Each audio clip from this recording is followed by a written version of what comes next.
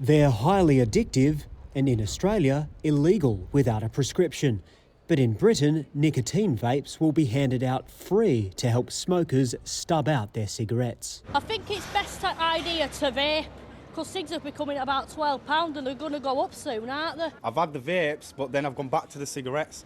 Currently, 13% of the British population are smokers. The government wants to cut that to 5% or less by 2030 and is pitching free vapes as part of the solution. Vaping is effectively a double-edged sword. On the one hand, we don't want children to develop an addiction to any substance at a young age. But on the other hand, for adults, vaping is substantially less harmful than smoking.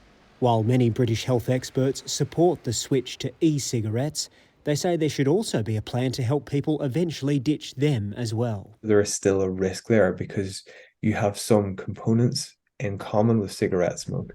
The early signs are that you're going to cause some kind of vaping-related injury to your lungs longer term.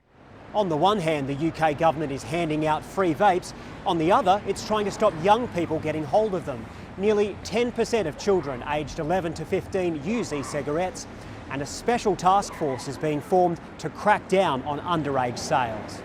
Their popularity with children has Australian doctors worried. They're sceptical of the British plan. There are plenty of solutions that are safe, can get you off cigarettes, and posting e-cigarettes and vaping kits out to people in a situation where we're just facing a deluge of vaping in young Australians doesn't sound like a great idea to us. The federal government agrees and says Australia has no plans to follow the UK's lead. Nick Dole, ABC News, London.